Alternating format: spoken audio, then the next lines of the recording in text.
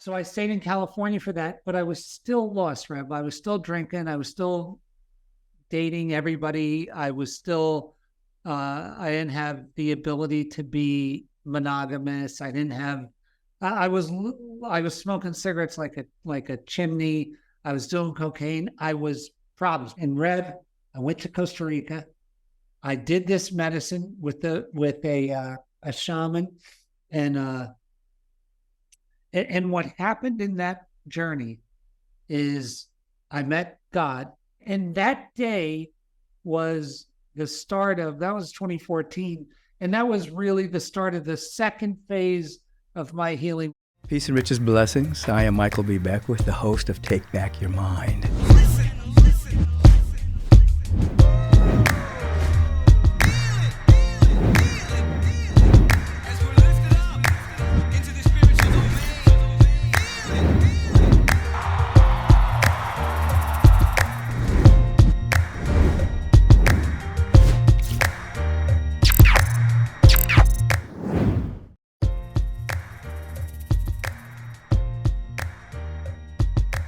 Peace and blessings. I am Michael B. Beckwith. I'm your host of Take Back Your Mind. Today, we're going to have Gerard Powell. I call him Jerry. Our life question of the week comes from Michelle. She's hailing from New York. She says, some time ago, I made a decision out of fear. And I've been anxious, very sad, and nervous, and I'm afraid of getting sick. Despite meditating, trying counseling, and listening to inspiring teachers, nothing has stuck to my soul yet to prevent me from living in this reoccurring loop and reliving the day I betrayed myself by putting something in my body that I wasn't okay with. I just want peace. I want to be free, and I want to be happy. What do you suggest I should do? Or is there anyone I can work with? Let's start with the last part of this question first. One, here at the Agape International Spiritual Center, we have trained spiritual therapists.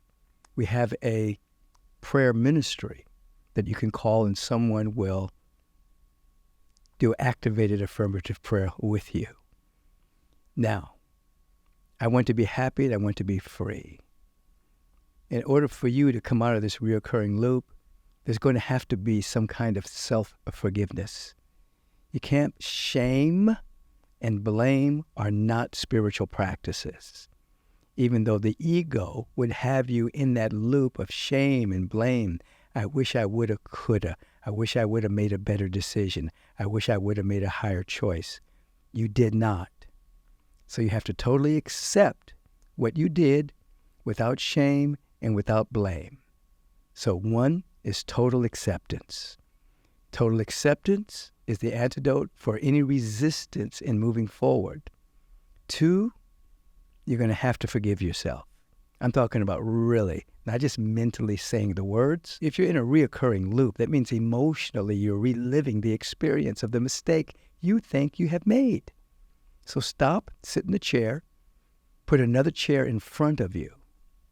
Imagine yourself sitting there. Look at yourself with your imagination and say, I forgive you for your seeming past mistakes. I cut the cord of emotionality around those decisions, and I set myself free, and I set you free. What I have done in the past cannot determine my destiny. Take something along those lines. Do it for at least 7 days. And when you go to bed at night, let the last words, the last thoughts as you fall asleep is, I forgive myself and I set myself free. There's a part of you that is addicted to the blame and the shame. It's producing toxic chemicals that you're addicted to. So you're going to have to see yourself beyond this addiction of shame and blame. This is what you said. I just want peace and to be free and happy. Remember a moment in which you were free and happy. Feel into that vibration. Let that be your set point as you begin your forgiveness process. You will be free. It might as well be now. Have a beautiful day, Michelle from New York.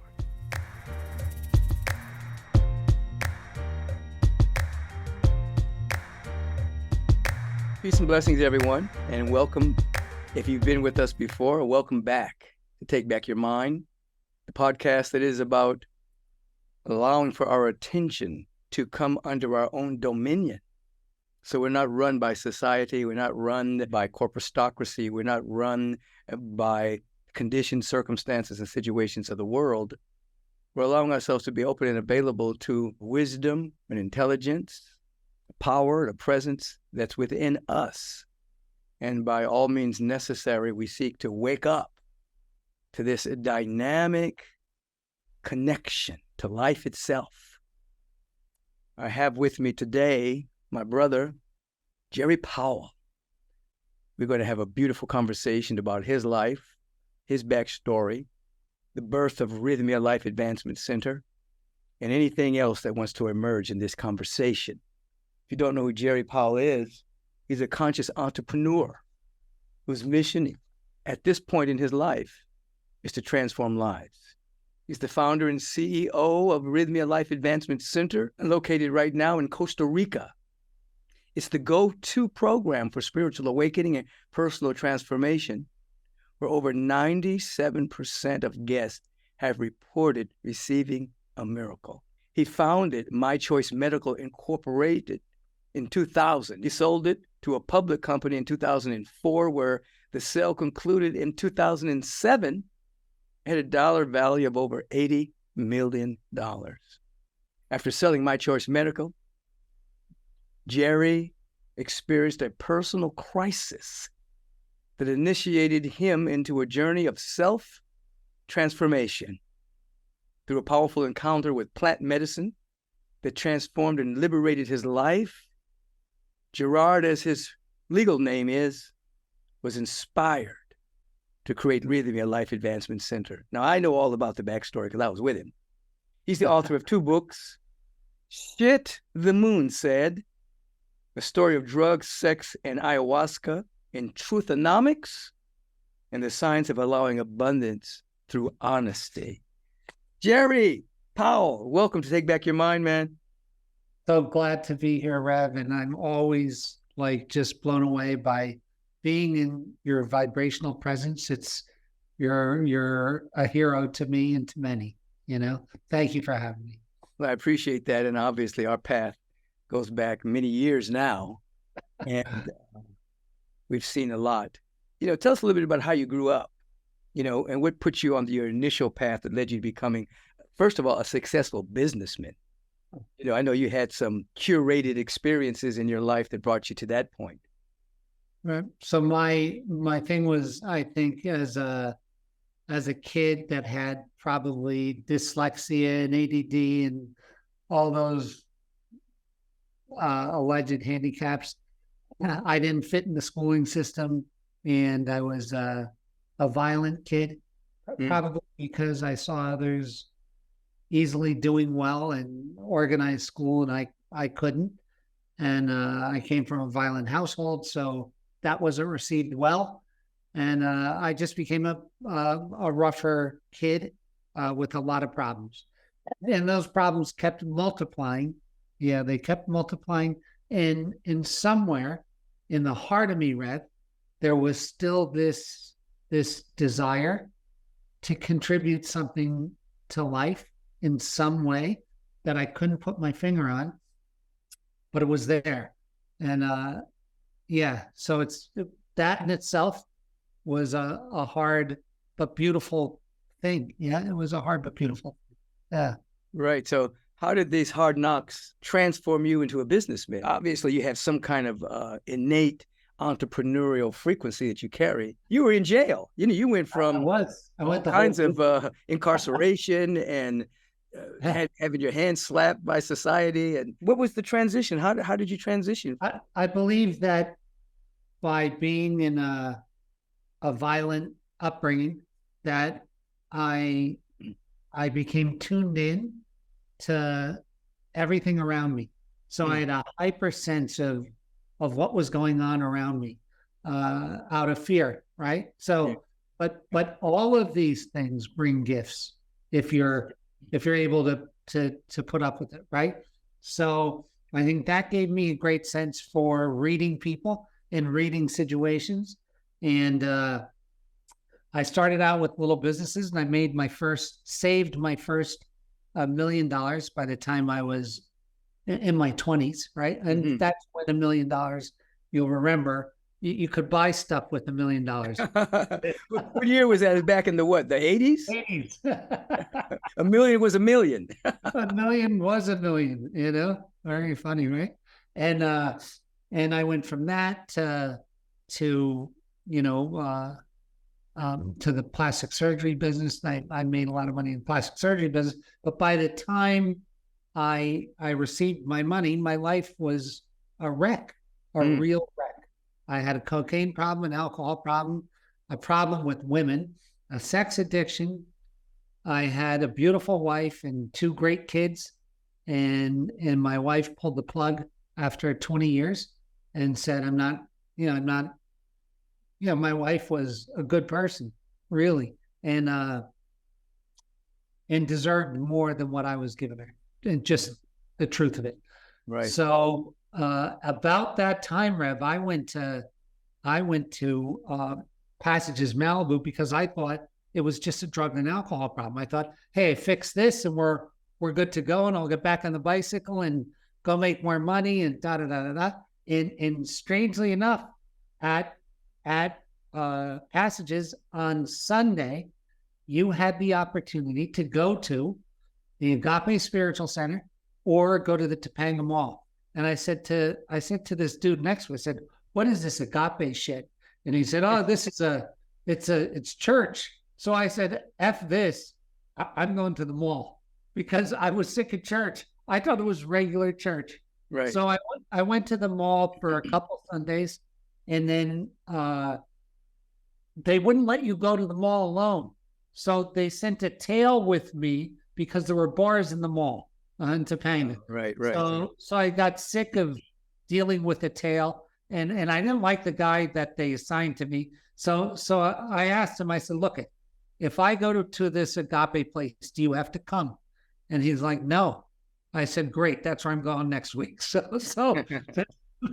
the next week, I got on the van to go to Agape. I swear to you, Rev, I got in that van and it was like yesterday. And I had remorse, church remorse. As soon as I got on the van, I thought, I don't know who this guy is, this priest, but he better be quick. And da-da-da. I'm thinking of all these things, right? And I get to Agape, and I go in, and the first thing I noticed was beautiful women. That's the first thing I noticed. I thought, oh my God, I like this place. And the music was bumping. I thought, this is a freaking nightclub. I'm like, I'm loving this, right? And I walked in, and it was packed, and the energy was just like full on. And I got this feeling like I'd never had in church before. And then you started talking. And Rev, I was from Scranton, right? I never heard someone talk like you talk. I never heard it. And I thought, this guy's slick. That's the first thing that went through my head. This guy is slick. You know, I was thinking, what's his game? I gotta get in on this game. I gotta see what he's doing. And the words you were using were astounding to me. I don't think I've ever heard the word manifestation before that day used in that application. And you were talking about God, and everything you said, Rev, was hitting my heart. Now, listen, I'm a guy that had just tried to commit suicide. Right. I was sitting on $60 million in cash. Right. My life was in shambles. And I'm a devout Catholic. Right.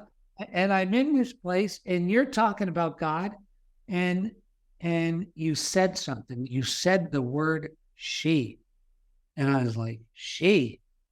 What the hell is he talking about, she? Because I was from, in my church, if we were to worship in a church that thought God was a woman, we go to hell, right? Like, that's a false God. So I was standing there, and I was like, wait a sec, man. They got me. That, like, all this time I avoided these viral sins, and they caught me on a technicality in this place.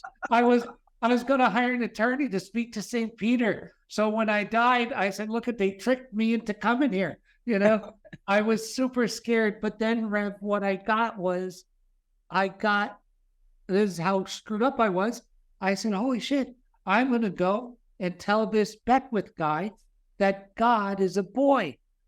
I swear to God. So I went back to Passages and I said to Dr. Jeff, my partner in this, I said, Jeff, do you know this Reverend Beckwith? He's like, no. Why? I said, because I have to go straighten him out. That's the truth. So I got a lunch with you, Right.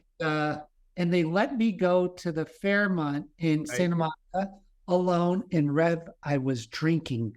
Yes. Drinking you were drunk when you met me. I was drunk, and you show up, and you said to me, you said, what's so important that you have to see me so quickly? And I had forgotten that I was just there to tell you that God was a girl. I always say God was not a girl.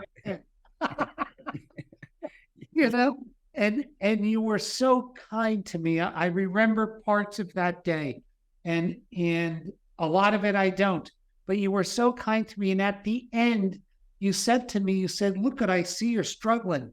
Would you accept if I gave you Kathleen McNamara for a day a week, for 2 hours a day? And I said, of course. And that was the sweetest gift anybody ever gave me. And from that day on, I really started working on getting better. Yeah. But for me, Rev, there was such and you know what, Rev, one thing, I was there every Sunday. You were there every Sunday, man. And sometimes Wednesdays. Yep. And I'd listen to every word. But at that time, Rev, the reason I was going Wednesday and Sunday was because I would borrow your faith. You would do this, and I would borrow that because I didn't have any myself. Right. I didn't, and yeah. And I always give you credit, for saving my life, because I got out of Passages and I said, I'm staying in California because for that church, I always call you church. And right. You always correct me, but I said, I'm staying in California. It's a spiritual community, but it's church to people. It's mosque to people. It's a gathering of individuals who are seeking spiritual liberation, fellowship, and truth teachings. Yeah. It's like nothing that I've experienced before or since. It's its own thing. And so I stayed in California for that, but I was still lost, Rev. I was still drinking. I was still dating everybody. I was still, I didn't have the ability to be monogamous. I didn't have, I was smoking cigarettes like a chimney. I was doing cocaine. I was problems, but I would show up at church. I would. And strangely, one thing led to another. I wound up in Boracay in the Philippines. 5 years after I've been going to Agape, and this woman who I met through Agape knew I was there, and she said, Jerry, I got the feeling you're going to kill yourself. I had a vision, I had a dream, you're going to kill yourself.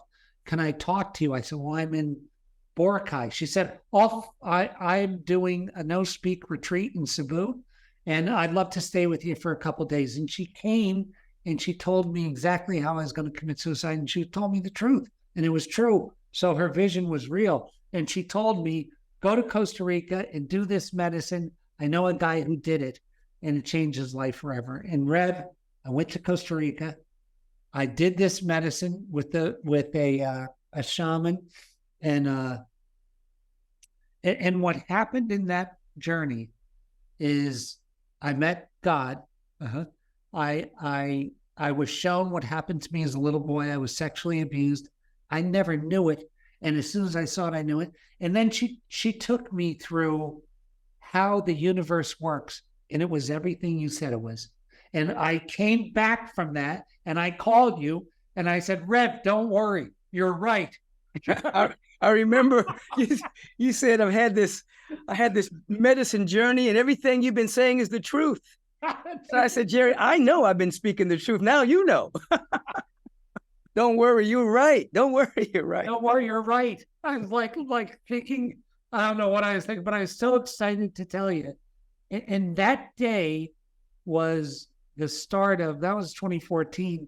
And that was really the start of the second phase of my healing, where I had my own faith from you, and it was exactly what you said. And I was like, this guy, because I've always admired you. And I want to say something.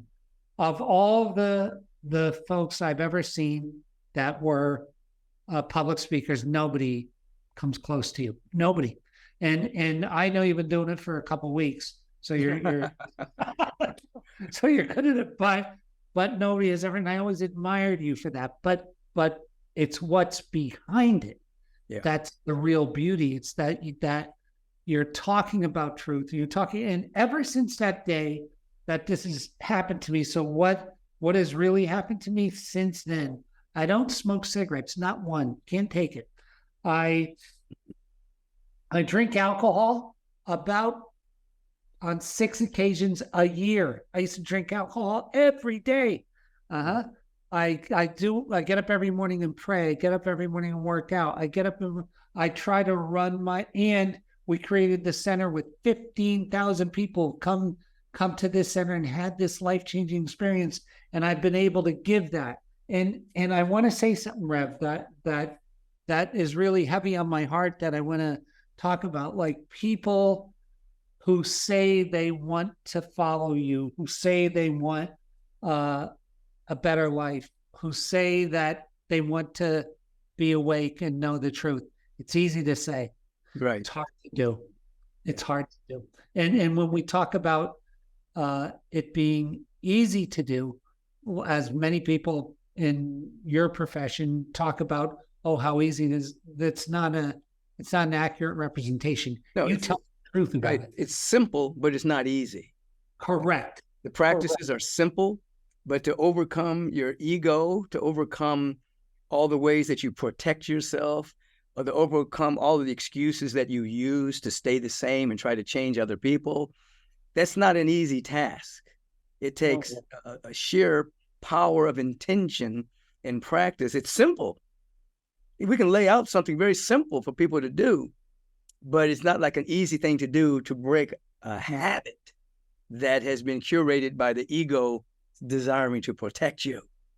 And I see a lot of those people who follow you, and they want to, they're following you because it's trendy, or they're following you because it's a spiritual bypass, or they're following you because they're looking for something easy.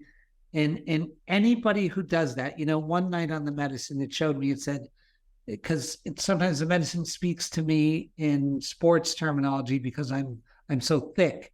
Mm-hmm. And she said, how far is a free throw? And I said, it's 15 foot 9 inches, or 15 feet. And she said, what if you gave 90% effort on that free throw? How far would the ball go? And I thought 90% is 13 and a half feet. And she said, how many times would you throw the ball at 13 and a half feet to make one shot? And I said, it wouldn't matter. You could throw it 1 trillion times and it wouldn't matter. And she said, that's right. She said, so for you to be present in this, for you to be spiritual or awake or beneficial presence, you have to give it 100% each and every time, and every time. Right. And I was like, I get it. So when I show up at 90%, I might as well not even show up. Yeah, you're not going to make the free throw. In other words, it's the best you can do moment by moment, and you don't judge yourself based on what you did yesterday or what you want to do tomorrow. It's like, today, what's my 100%? Today, what's my 100%? Today, what's my 100%? Right. If you live like that, then you develop a habit, and then that habit becomes your way of life. You bring your 100. When you're tired, you bring the 100 of that day. You got a tremendous energy that day, you bring 100 that day. When I'm speaking, when I'm teaching, it's like, I don't leave anything on the playing field. You don't, Rev, I've seen you sick. I've seen you well. I've seen you. And you know what? The only person who would know is you. Because when you start and you're in that direct source, you're in that thing, there's nobody that can take you out of it. And because you've done that, because you've never phoned it in, you've not once have I ever seen you phone it in. That is the kind of dedication that it takes. And I want to tell you, that's why 99% of people don't get there, because there's a million reasons to stay in bed or to do a half-assed job or to phone it in. You know, I used to say back in the days, people want the fruits, but they don't want to develop the roots. I love that. You got to develop those deep roots. Then the fruits come automatic, but people want the fruits first. You got to develop the roots. So let's go back to, okay, you've come to Agape, you've heard me speak, we have a relationship. Kathy Mack's working with you. This is all preparation. Yes. Your mind is getting prepared for an insight. Then you have this tremendous insight on the medicine that shows you not only where your traumas came from and shows you where the anger came from and the violence and all of that, the sexual abuse and all the violence in your home. And then you have this tremendous insight and you tell me I'm right. You've been saying the truth all this time. But then what happened where you caught this vision? I mean, you have all this money and everything, you know. How did the vision come to you where I'm going to take my resources and my business know-how and actually begin Rythmia? So this Life Advancement Center that has yoga, it has farm-to-table food, it has a meditation, it has my class. You've licensed my class. The answer is you there. I come and speak. I have thought leaders that come on a regular basis. You have these colonics. You have plant medicine at night. I mean, how did the vision come to you and say, this is what I'm going to do with my life? Well, she, in a journey, told me, and I got super afraid because she said, you know, at that point in my life, Rev, I had you and Dr. Jeff McNary. That Dr. Jeff was a psychologist at Passages, and you were my spiritual leader. Yeah. So she said to me, she said, this is what I want you to do with your life. She just told me. I was like, okay, how am I going to do it? She said, you're going to get Reverend Beckwith and he's going to help you do it. And I was like, I don't know. You know, I don't know if he's going to be on board with psychedelics and all that. And she said, you're going to get Dr. Jeff McNary and he's going to help too. And I went to both of you and I asked you. And I was really afraid when I asked you. I was like, and you know, you said, I don't know if you remember the phone call, but it was about 2 weeks after the "you were right" phone call. And I was like, Rev, you know, and the funny thing was I was nobody and you gave me so much of your time, which I'm just amazed at you. But I said, hey, look, I know this is a strange ask, but would you help me with this thing that I'm going to do called Rythmia Life Advancement Center in Costa Rica? And this is what it's going to be like. And this is what it's going to do for people. And I want you to teach, and I want to use your philosophies and da-da-da-da. And you told me, sure, I'll help you. And I was like, I can't believe this guy I hung up the phone. I was like, hey, I got to go because I don't want you to change your mind. Well, you know, it's interesting because when you were talking to me, I could feel something and I could actually feel the vision of it. I had already spoken to you when you had the insight in which you saw that which was real. It was like I was in a moment of hearing not just you speak, but I could hear the part of me giving me wisdom, giving me direction. So it was like, it was beyond my personal mind, you know, because if I were to stop and thought about it, I would say, well, let me think about it. I don't know. You know, you've been an addict for so long. You're going to blow this thing. You know what I mean? You're going to make us all look bad. I mean, my other mind could have got involved in it because everybody's a work of art in progress. You know what I mean? Right. But the larger voice said, yes, you can say yes to this. And I remember saying yes and then watching it unfold and all of the things that occurred. You used your own resources to actually bring this thing to life. I mean, I've watched the iterations of it from the old days to the present days, and every year it's more and more beautiful. Every year you add more and more beauty and more love. Isn't really like the number one on TripAdvisor or something? It is. It's where we're the number one amount of 5-star ratings per review. And I think we have 2,700 5-star ratings or something. So when you got the vision from her, did it come specifically like Ghana, Costa Rica? I mean, how did it get that specific, or did that something? Yeah, it did. And the thing was, you got to understand, Rev, at that time in the world, there was no legal plant medicine license ever issued in the world. And she said that the Costa Rican government would issue one. And I called you up and I said, hey, will you pray for this? Yeah. Oh, I remember, man, you called me for everything. Every time. For everything. You had a sign up that said, meet me on the street. You had me meet with people. I mean, it was like. And that hasn't changed. I still calling you for everything. But yeah, and lo and behold, a year after I bought it, the Costa Rican government issued us a license to serve plant medicine, ayahuasca. And we're the first one in the world. And you helped pray that through. And all of this has been a journey for me, Rev, that when you met me, I was in a very, very, very bad way. And it went from that to being able to help folks and to really help them and really see, I mean, you see how it goes here. In a week, their whole life is changed.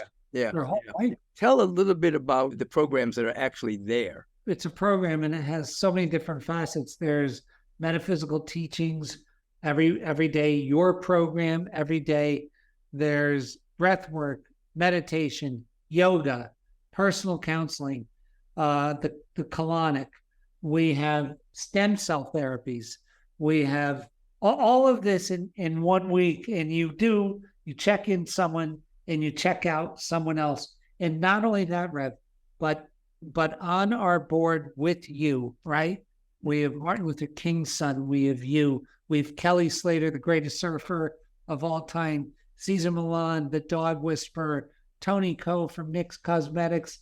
Jack Canfield. Like, it's one star after another that has come here. Earl Koski, that one star after another that has come here and had this tremendous experience and then wanted to replicate it for other people in the world. I have like Caesar's here every 4th week. He's down here and he's like, he loves it, all these folks. And then the list of athletes and golfers and race car drivers and football players and quarterbacks and baseball players coming here because we find that the sports folks like to get their mind quiet because they operate best with that quiet in mind, So that insight that you caught has become a destination point for people to actually go within and to change their life. Yeah. And I don't want to skip over this point. I think it's very important.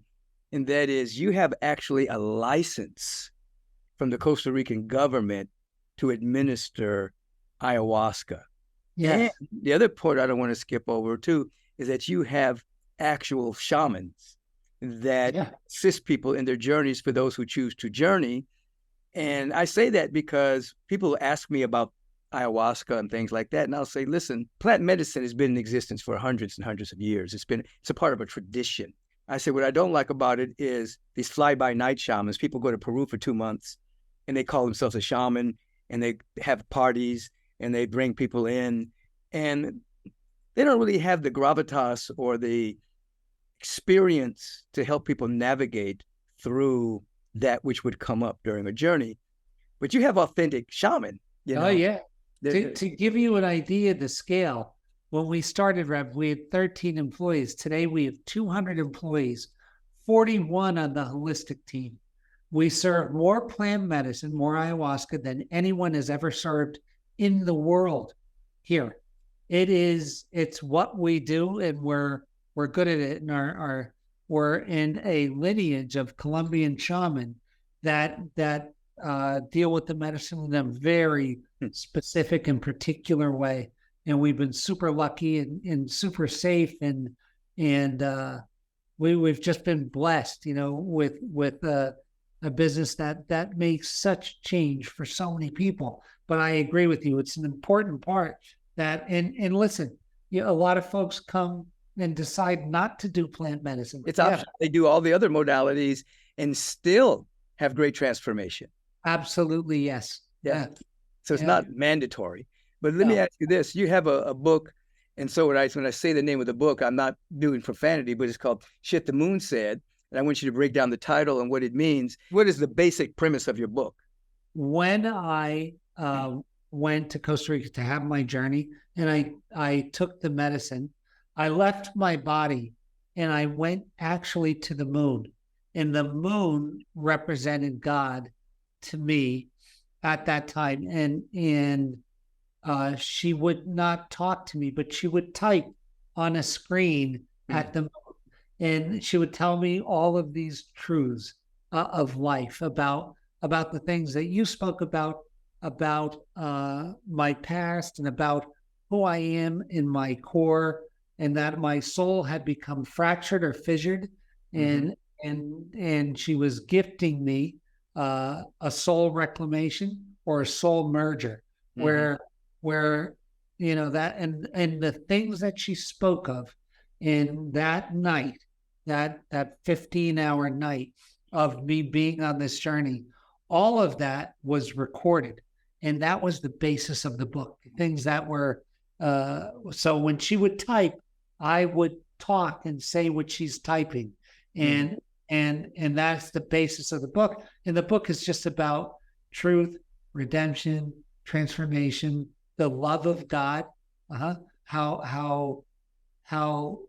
much love. Was amazing to me, the true love of it. And then about being called.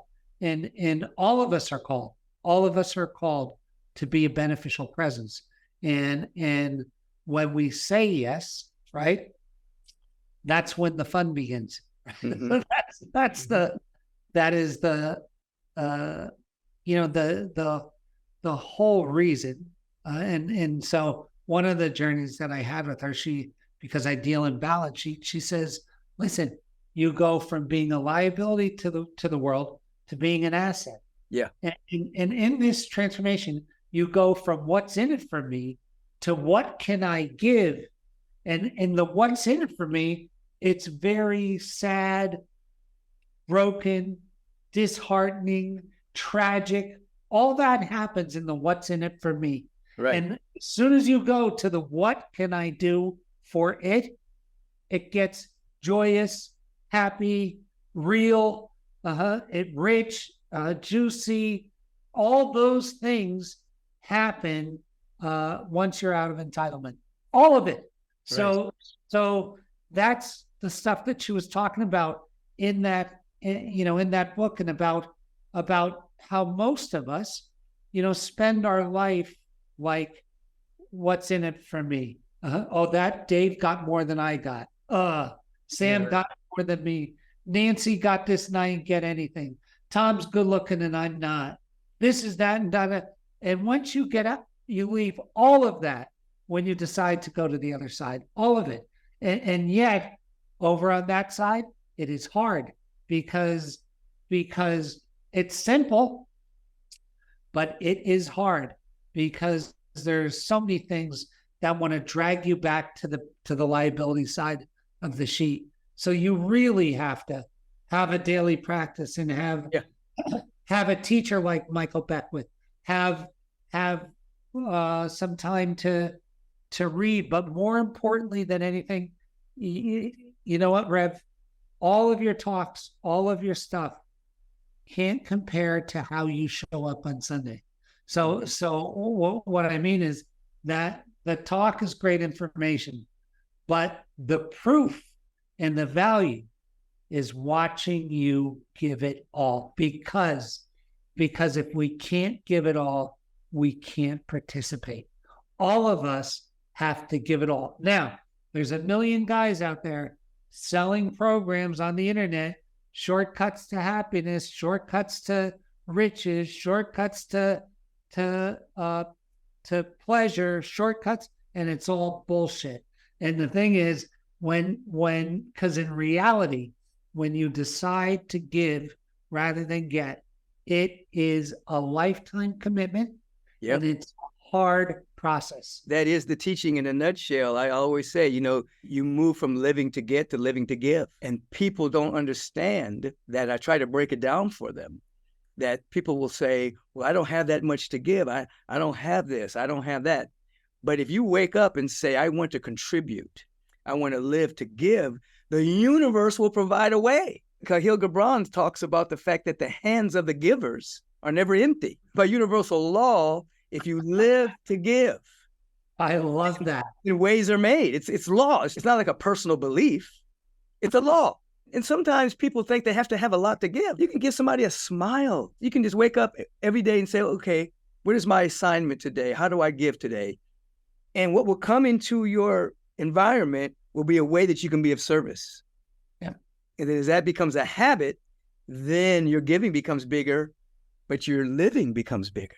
You see, it's a beautiful thing. And so I think you and I both believe that anybody who wants to give will become a vessel for these talents and gifts that they didn't even know that they had.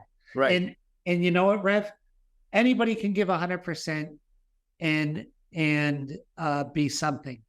But if you take a rare bunch of people and you take intensity plus consistency, all of a sudden you get stars.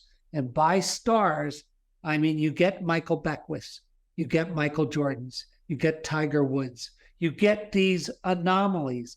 But anybody can do it that wants to match their intensity with consistency. Anybody can do it, but the price is very high. The price is your life. The price is your life. I think about my weekly life and what I do on a weekly basis in terms of making my contribution. And it's intense. It's every day. And I'm in joy. I'm in happiness. I'm in peace. Sometimes I wonder where I get all the energy to do all of this. Because I look on my calendar at the end of the month and say, oh man, you flew to DC twice. You spoke at these events. You went in here and you did this. You've been on this podcast. You've been teaching three services on Sunday, and you've counseled so-and-so. You met with so-and-so, and now you're having a board meeting, and now we're raising money to do the A, B, C, and D, and you're doing this, and you're doing that. And it's like, what? If I were to look to what my calendar would look like ahead of time, I'd get tired. So I don't do it. Right. I just look at the day, because if I look at today and tomorrow and the next day, say, whoa, that's too much.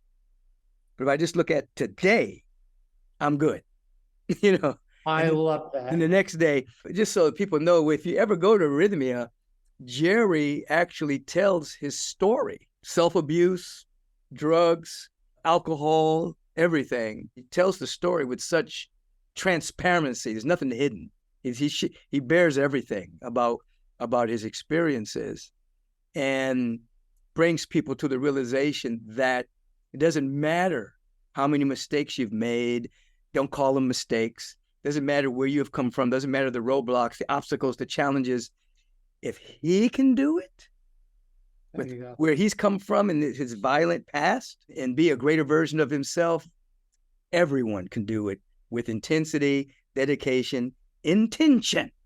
Yes. And the vibration of yes. Let me ask you something else. Truthonomics. Tell us about that book. So the Truthonomics is just a system of gratitude and planning that creates manifestation. And it's everything that we're talking about. And Rev, I always did it from when I was a young boy. I could always make things happen. And people will say to me, Jerry, it's not working for you. And I always say, oh yeah, well, what did you do today? And they go, well, nothing. I said, well, it can't work. And if you do nothing, why did people not get certain things? It's so funny. But anyway, Truthonomics is a system using truth because because the universe works in a strange way. If we tell the truth about where we're at, we can get to where we want to go. If we lie about where we're at, we can never get to where we want to. It's impossible. And this is a system that breaks down a system for manifesting that is based in truth. This is where I'm at. This is where I want to go to. And this is how I'm going to get there. And this is what I'm going to do. And this is going to be my practice. And this is going to be my intensity. And Rev, it's hard. I'm not going to tell people, hey, here's a book. It's simple. Go do it. If it were simple, we'd all be. And when I talk about great people, I always talk about you, Rev. I talk about when intensity meets consistency. You get a LeBron James. You get a Michael Beckwith. You get an Elon Musk.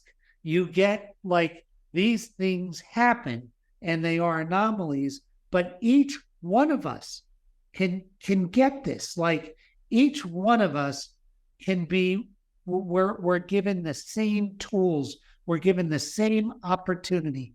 And all we have to do is say yes and participate. Not just say yes, not wear beads and look fancy and be groovy. And that's not even real. It's the mask. It's the garb of it, but it's not it. Right. It's the garb of it. Yes, I love it. Yeah. Now, what you're describing. You're describing the two kinds of fear. One fear is face everything and run. The other fear is face everything and rise. So in Truthonomics, you're facing everything. You're telling it as it is, but you're rising. Whereas if you don't tell the truth, you're facing everything and you're running.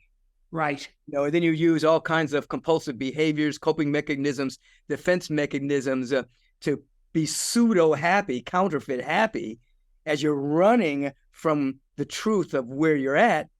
But if you face everything and rise, you're saying this is, as you're describing, you're saying this is the way it is. I don't have any money right now, or whatever it is. Right. They're not lying about it. I'm accepting that these are the facts. I don't accept it as my destiny.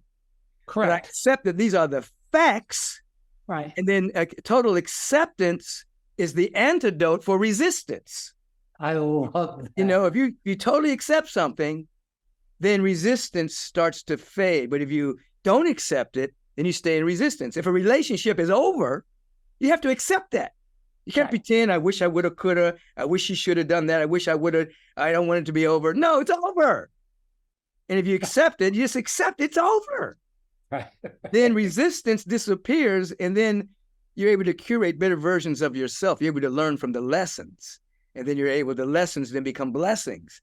But I like Truthonomics because you're basically saying this is what it is, but you're not accepting it as your destiny. No way. You're just accepting that this is the way it is at this second. These are the facts, but it's not the truth of my being. No way. Is that like the nutshell of it? That's the whole book because Rev, it's what I've seen. All of the miracles that happen come from the truth of telling God, whatever God is, this great energy, your truth, in an unadulterated way, your truth, and where you want to go, and then the way appears. And that's it, dude. And most of us walk around our whole lives pretending that, we're something that we're not. And this allows you to be exactly who you are. And that is what grace is. Grace saves me in my current condition when I tell the truth of it. Yeah. Right? That's how this works. Yeah. This is powerful because the universal presence accepts you exactly as you are, but it can't accept a pretense because the pretense isn't real. Right. The pretense is a mask. It's an illusion, a delusion for many people. You'll meet people who are phony, but it just means that there's a part of them that's undeveloped. And so they put on a pretense to be something that they're not, and because they're putting on a pretense for something that they're not, they can't grow because they haven't accepted the fact that whatever they're pretending to be, they're not that. I agree. So they can't grow because they haven't come to truth with the fact that they don't have any money or their body isn't healthy Right. or whatever the issue is. But once you, as you say, you just get down, and, as they used to say in the Christian church, you get down on your knees and you have a talk with Jesus. You know what I mean? You get real. Yep. My stuff isn't working right now. Right. Then, as you say, grace can come in, because grace can meet you when you're honest and you're real. Amazing grace. Amazing. I was blind, Right. but now I'm beginning to see. Yep. But you got to admit there was some blindness there. You got it.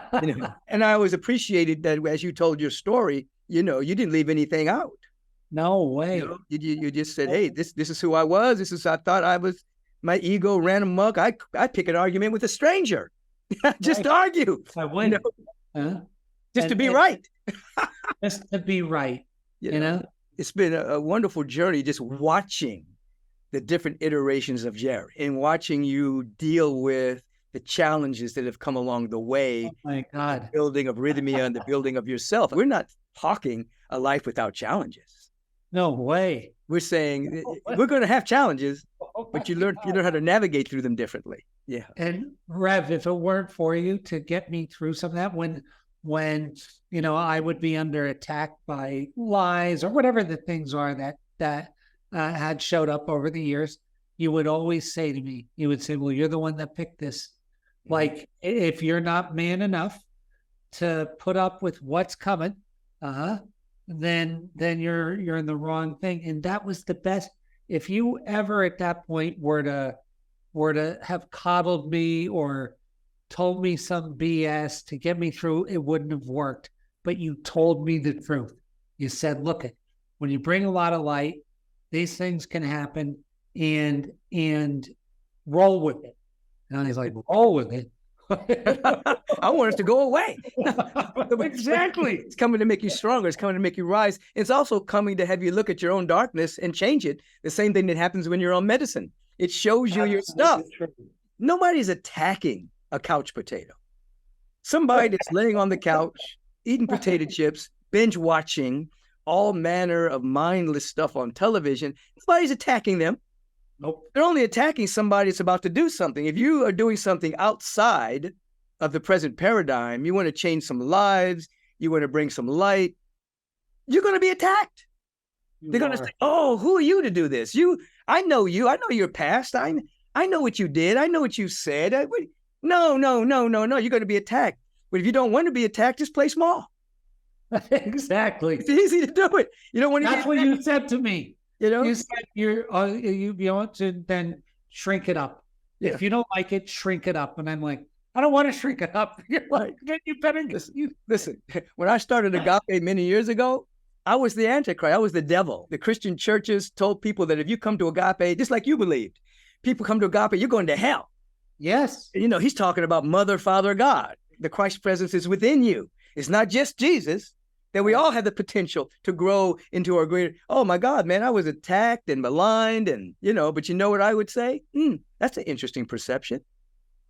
It's not my point of view. It's not my perception. You can attack what I'm saying all you want. That's interesting to me. I got to keep going. I don't have time to deal with that. But if you have time to deal with that, then you're not growing because you are living in the perception of your judgment. But I've heard somebody say, judge not according to appearances. That's where I live. I'm not going to judge anything. I'm just going to, oh, that's interesting. Bless you. I got to keep moving because I'm called to a higher way of giving and sharing and loving. Hey, man, we've covered a lot of material, man. So listen, how can people find you and how can people find Rythmia Life Advancement Center? So Rythmia is just rythmia.com, rythmia.com. And on there, you can book your vacation. You can do everything from there. And you can find me through there too. I have my own website, which is gerardpowell.com. If you want to find and talk to me, that's great. But I want to say one thing, Rev.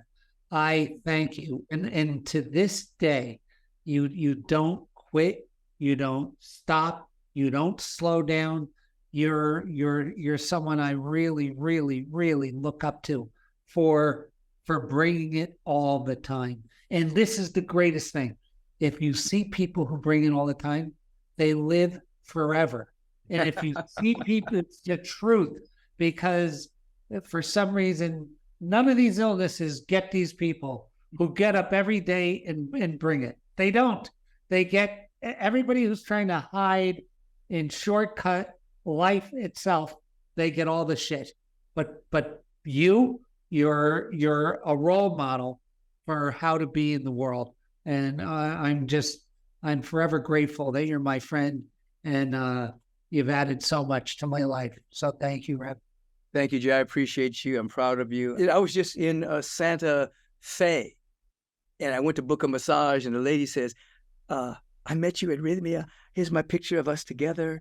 I took your class. You changed my life. Everywhere I go, I'm running into these wonderful people who have gone there.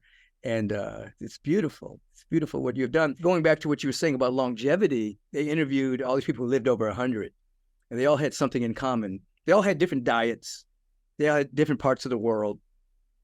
But these people woke up every single day knowing that they were making a contribution to the community. Their family or the larger community, they lived to give. And so they felt like they had to get up the next day because somebody was going to need what they had. They weren't waking up the next day to close the next business deal or to get the next million.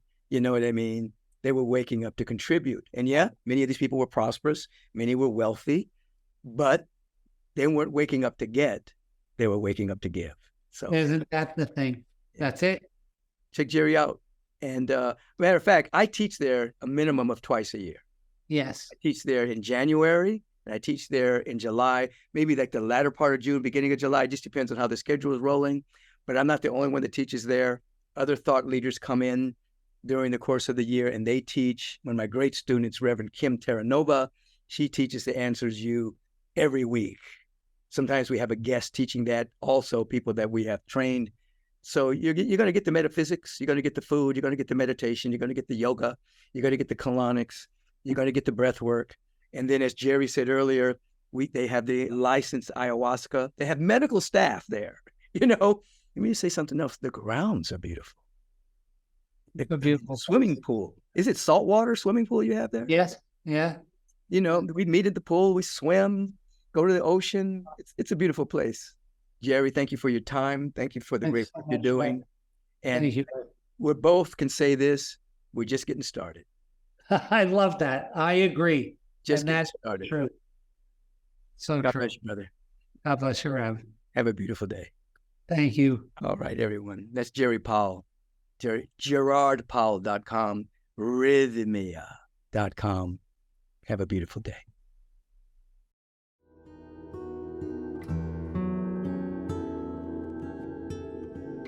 Blessings to you. This is our moment of stillness, silence, and solitude.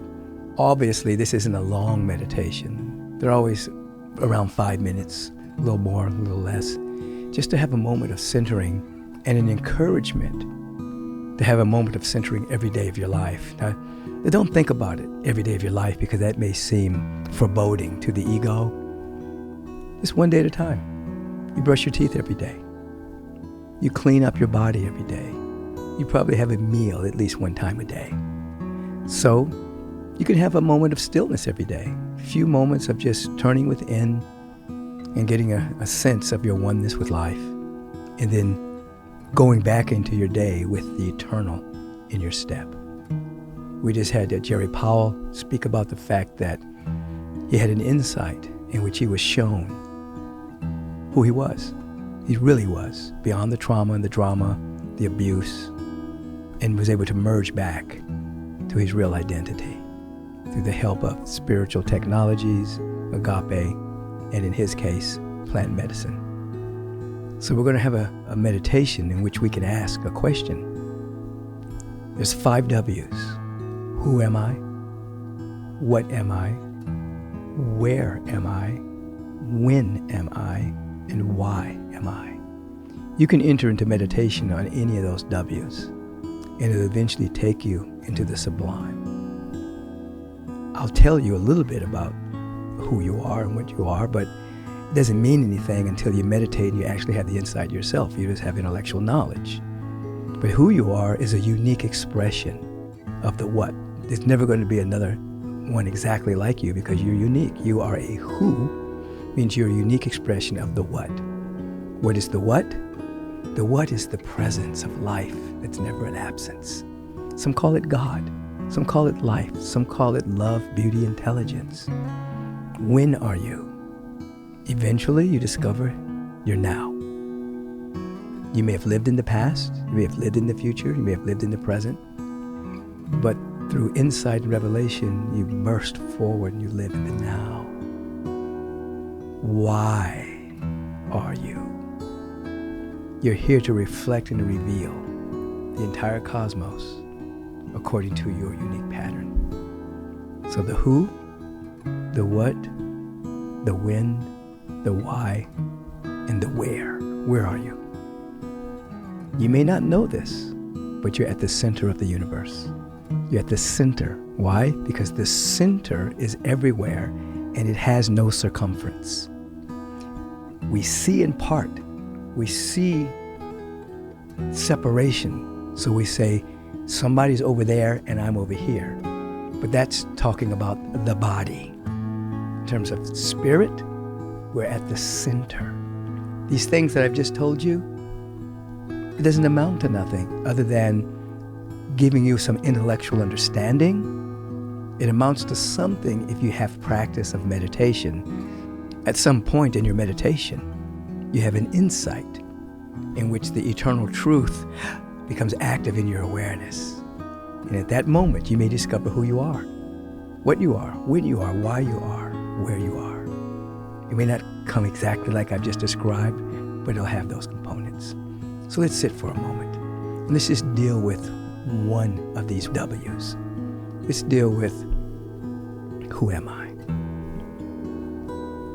Turn within, come to a complete stop. Let your mind simply ask, who am I? This is introspection. Who am I? This is a path to awakening. Who am I?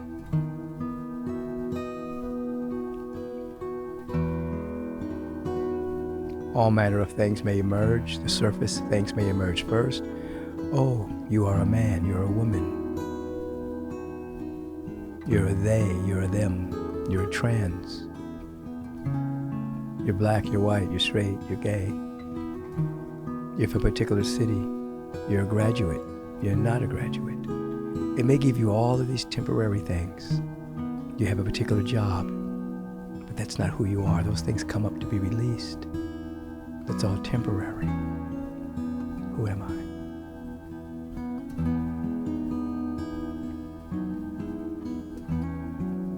If you sit long enough with this question, the temporary will come and go, and ultimately you'll be left with an awareness of who you are as an eternal, forever being.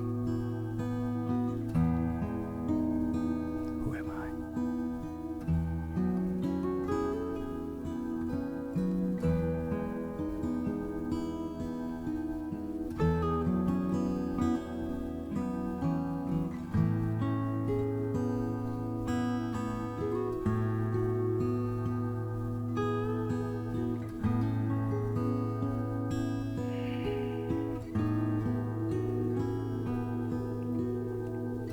The universe,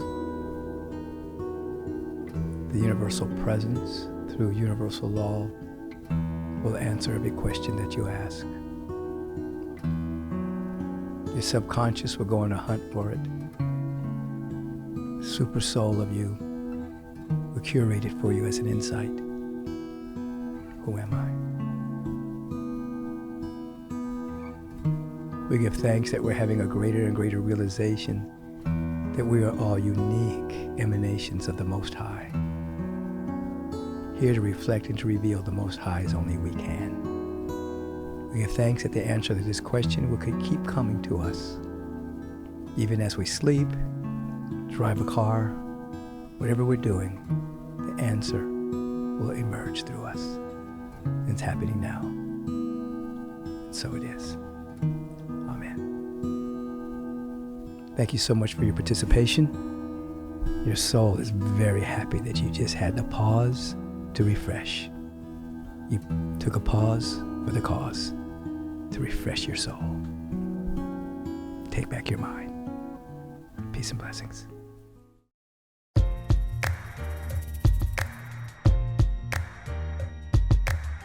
I appreciate your letters and emails that you've been sending in, not only for the life question of the week at podcast@michaelbeckwith.com, but also the notes you're sending on the Instagram and on the website, thanking me for Take Back Your Mind. And I thank you for your support. As I've said before, if you want to support Take Back Your Mind, support the sponsors. The main sponsor is the Agape International Spiritual Center, agapelive.com. We have a Facebook presentation, an Instagram presentation, a YouTube presentation, and a website presentation. You can donate to the sponsor at agapelive.com. It's one way that you can donate. It supports the podcast. Second sponsor is Nutrarise.com. You go to Nutrarise.com, those 3 lines up at the top, you touch that line, and you'll get Adaptozen. Adaptozen are my products. The Super Green Superfood Greens and the vitamin D3 K2. Both extremely good for your health, your nutrition. You support the sponsors, you're supporting the podcast. Have a beautiful, and as I like to say, a bright day, luminous day, because you are a luminous being. Peace and blessings. Your time is very valuable, so I want to thank you for lending us your ear and participating in Taking Back Your Mind. If you want to submit a question for the question of the week, please submit it to podcast@michaelbeckwith.com. If you've enjoyed what you've heard today, please submit a review and let us know your thoughts. Stay on top of current episodes by subscribing to the podcast so that you'll receive alerts and not miss one single episode. And feel free to share this podcast with all of your friends and family. And until we meet again, take back your mind, and you will take back your life. Peace and blessings.